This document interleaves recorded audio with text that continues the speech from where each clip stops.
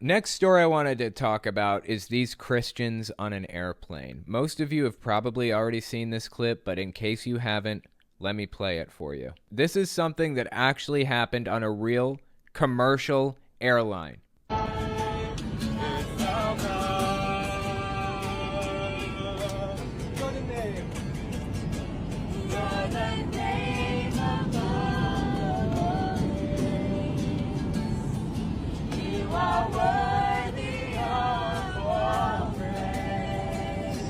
Worshipping Jesus 30,000 feet in the air. No joke. These Christians stood up with their guitar and started singing.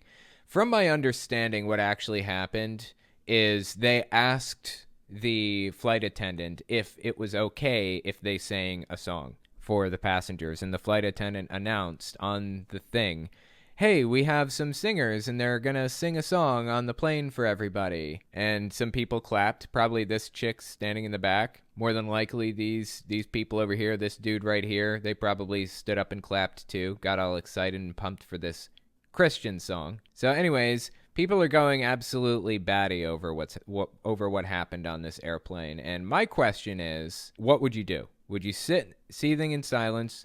Would you ask the flight attendant to tell him to shut up? Or would you yell at them yourself? What would you do? I think I would ask the flight attendant for them to stop. I would ask her to tell them to stop. And then I would sit there seething in silence no matter what happened from there. Well, the story gets more interesting as it turns out. There is more to this story than just this. As I said, this was on a commercial flight, like an actual airplane. You know, it wasn't a private charter jet or any of that other stuff. It was just like regular old passengers flying on a commercial jet with everybody else. And they were rude enough to stand up, start singing Christian songs. The Christian element aside, I mean, my audience is largely atheist, but I have to say, the Christian element aside, it is so incredibly rude to invade people's personal space and force anything down their throats. I don't care if it's heavy metal. I don't care if it's rap. You don't have a right to force this on people. I don't care if it's Eminem singing this music. He has no right to force it on anybody. Some people don't like that kind of music. Some people don't want to hear this sound. Just leave them alone. Well, it gets worse. You know what they were doing around this time? I'm not sure if they were coming from this or they were going to it or what, but it turns out this ministry sang their Christian songs to Ukrainian refugees. No joke. This is the exact song they were singing on the plane. They're sitting here singing it to Ukrainian refugees. Look at these guys on the left.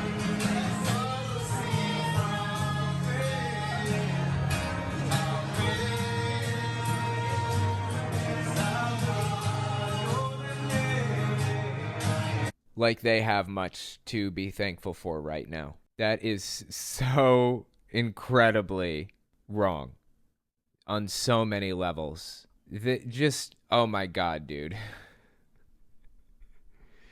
This is so incredibly wrong. So this is the guy that actually filmed the video originally on the left. The guy's name is, what was his name? I got it written down somewhere. Hang on. Guy's name was something really weird. Jack Jens, Jensz. That's how it's spelled. Jack Jens. He was the one filming it, and he had a little something to say about the doubters and the haters, the people who were upset that they went to sing their stupid music to Ukrainian refugees who have nothing left. Let's hear what Jack Jens had to say to the doubters and the haters. Hey guys, Jack and Lily here. We're right now in Ukraine at the border. We're here with Awakening Europe and also CFAN. And it's just amazing what God is doing already. As you guys can see behind us, we have a tent set up with different resources that are meeting the immediate needs of the people. Hey, that's good. I respect the hell out of it. I love it, dude. Yes, more of that.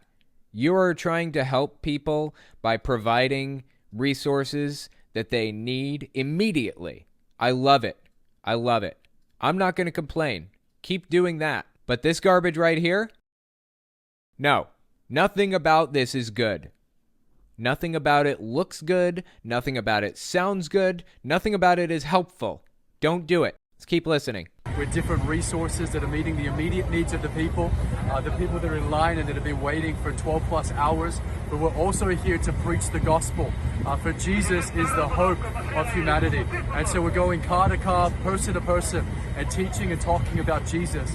And we're seeing salvations, healings, miracles. You know something that I'm noticing here? I just right off the bat, I don't see any ministry branding on the tents or the bus or any of the materials. Did the ministry pay for any of this stuff? Are they actually handing any of it out?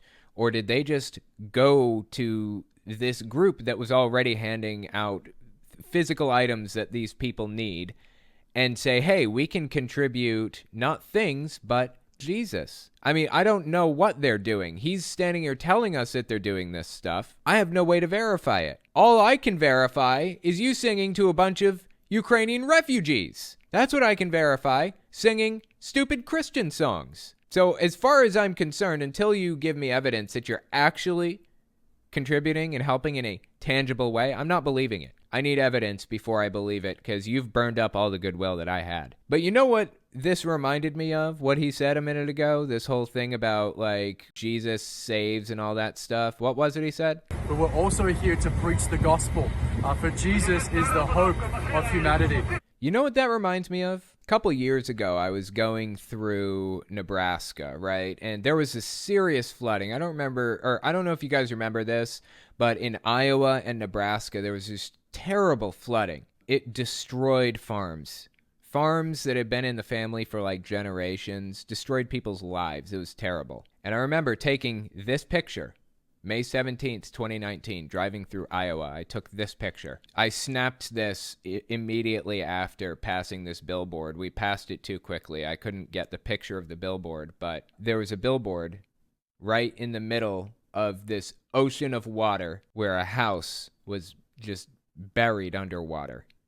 And the billboard said, "Trust in Jesus." That is the most deeply sad thing that I think I had seen in a long, long time. Trust in Jesus. Where did your trust get you, Iowa? Where did your trust get you? You trusted in Jesus and it got you here. These people had to evacuate. They're gone. They abandoned everything because it was all destroyed, except for that lone billboard. It was just so perfectly apt, that lone billboard standing in the middle of everything. So once again, Jack Jens, I don't care if you are preaching about Jesus. It's worthless to me and to the refugees. What I want, what I would like to see from you is actual manual labor, actually handing out objects or bringing objects or paying for things that refugees need. That's what I'd like to see. No more of this. No more of this. I want to see something tangible. Show me something good, or I'm just going to assume that you're not contributing anything to society. Ilhan Omar's response was excellent. You know, I'm just going to read Ilhan Omar's response. Ilhan Omar, the congresswoman from Minnesota, I believe, she said, "I think my family and I should have a prayer session next time I'm on a plane. How do you think it'll end?" Couldn't have said it better myself. That is a perfect way of pointing out the hypocrisy and the Christian supremacy in the United States. It had 205,000 likes and a bunch of quote tweets and stuff. And of course, the conservative right, the extremist right, went after her for that, for pointing that out, and said that it's Islamic supremacy. This is Michelle Bachmann. It's just absolutely obnoxious, dude. The whole thing is absolutely obnoxious, and they don't seem to be able to see the irony or the hypocrisy behind everything that they do. Well, it's a concept called Islamic supremacism. There are those within Islam who believe that they... The irony is off the scales. Can't even see it from where I'm sitting. What if I wanted to play death metal on a plane? Would it be allowed? I doubt it. It was only allowed because it was Christians trying to sing. And that's what Christian supremacy is. They don't seem to realize that they have, like, this stranglehold on society.